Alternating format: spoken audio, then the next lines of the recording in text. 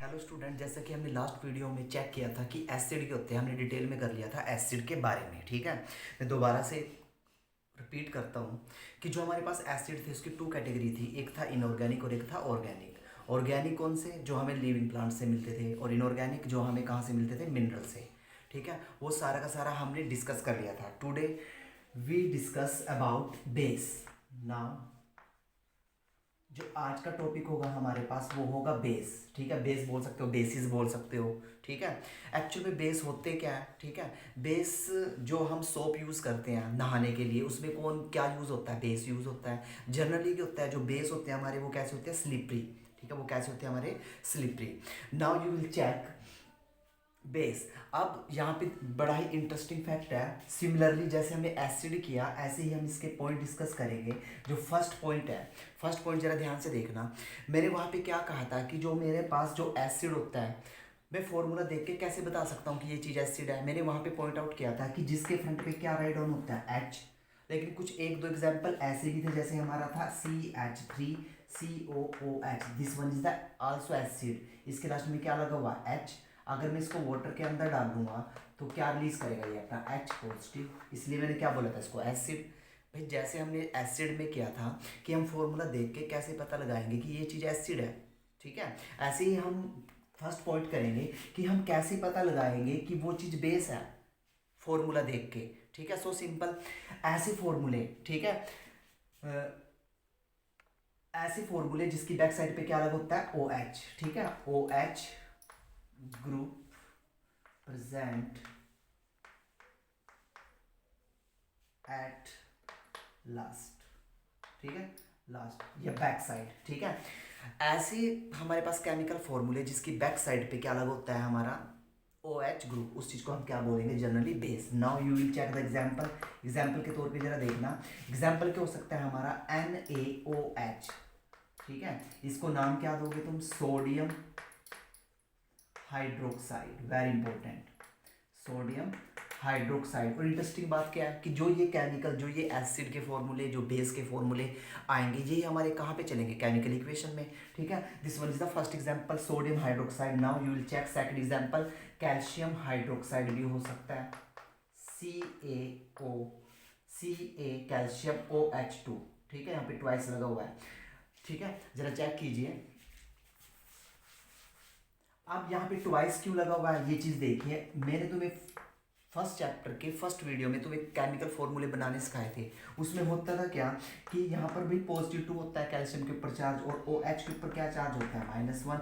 Now you will check criss cross method. ठीक है, तो फॉर्मूला क्या आएगा? CaOH2।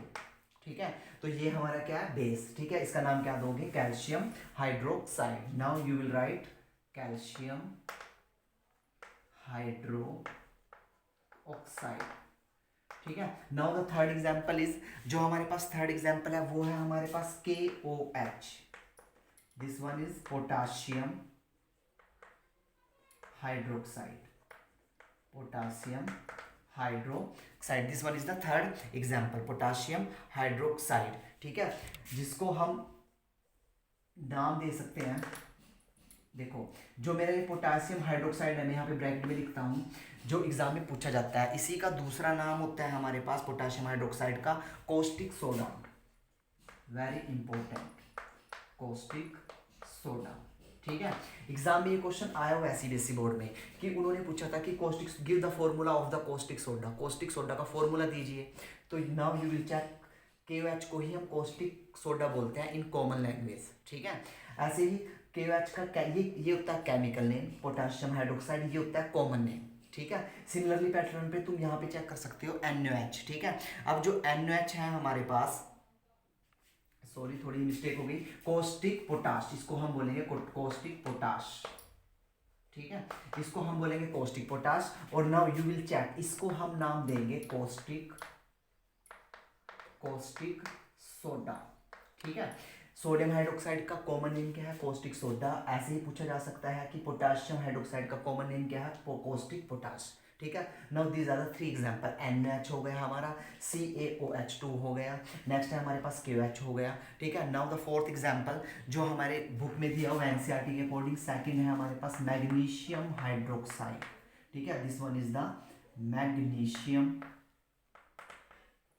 Hydroxide, this one is the magnesium hydroxide. फिर क्वेश्चन बनता है कि इसका कॉमन नेम बताएं, तो इसका कॉमन नाम क्या दोगे, तो milk of magnesia, milk of magnesia, milk of magnesia is the common name. ठीक है, उसके बाद नेक्स्ट जो है हमारे पास बेस क्या हो सकता है, next examples aluminium hydroxide AlOH3। यहाँ पे 3 क्यों लगा, क्योंकि एल्यूमिनियम के ऊपर क्या चार्ज होता है, +3, तो क्रिस क्रॉस मेथड से 3 यहाँ पे जाएगा। ठीक है, इसका नाम क्या होगा हमारे पास, aluminium, now you will check aluminium hydroxide, aluminium hydroxide। These are the important example according to the NCERT। ठीक है, मैं एक बार रिपीट करता हूँ दोबारा से। हमने फर्स्ट पॉइंट क्या डिस्कस किया, बेस के बारे में, कि भाई बेस वो चीज़ होती है, बेस के वो फॉर्मूले होते हैं जिनके लास्ट में क्या लगा होता है, OH। तुमने सिर्फ ये चेक करना है कि कोई भी केमिकल फॉर्मूला अगर उसके लास्ट में OH है तो हम एकदम से बोल देंगे दीज आर द बेस। ठीक है, एग्जाम्पल है हमारे पास, फर्स्ट एग्जाम्पल है NOH, इसका केमिकल नेम है सोडियम हाइड्रोक्साइड, इसका कॉमन नेम है कॉस्टिक soda. Now the second is calcium hydroxide, ये तुम्हारा आज का क्वेश्चन है।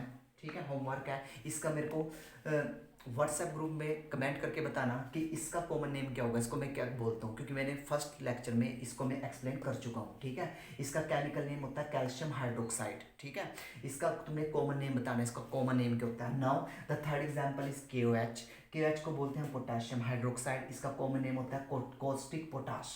ठीक है, now the fourth example he magnesium hydroxide, MgOH2, now the common name milk of magnesium, this one is the aluminium hydroxide, not common name. ठीक है, now take ए screenshot, फिर हम नेक्स्ट पॉइंट करते हैं discuss.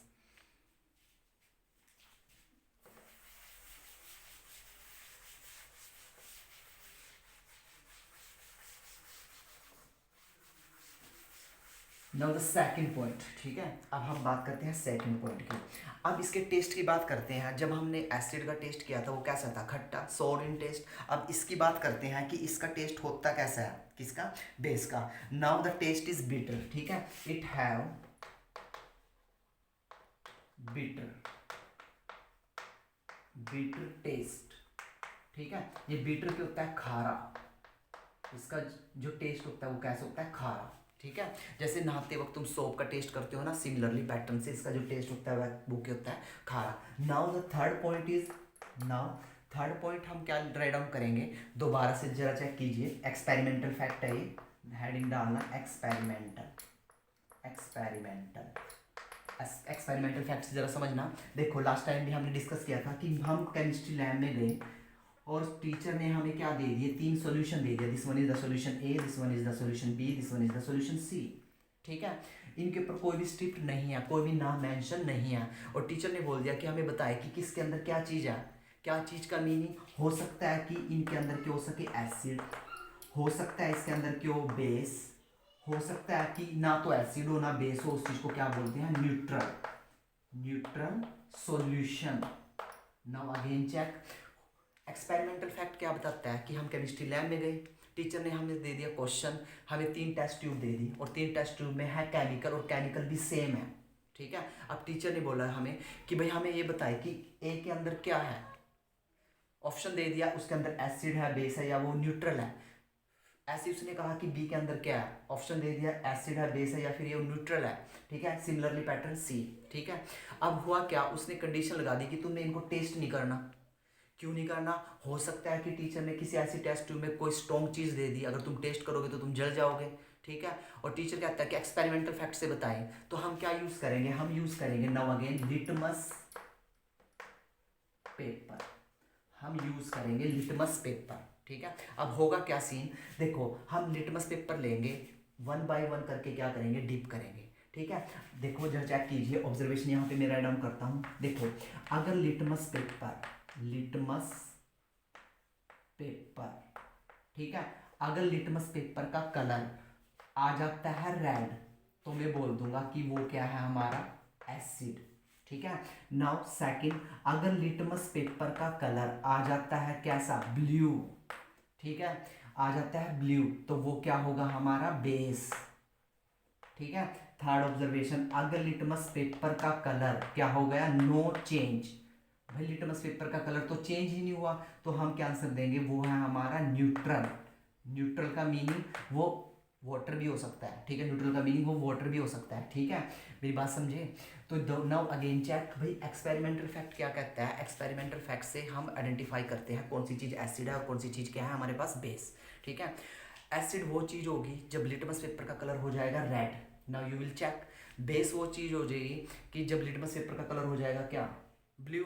So simple. Now the final is, अगर litmus paper का colour no change, now we give the answer no change and the solution is neutral, ठीक है। नाउ टेक अगेन स्क्रीनशॉट, फिर हम करते हैं अपना नेक्स्ट पॉइंट।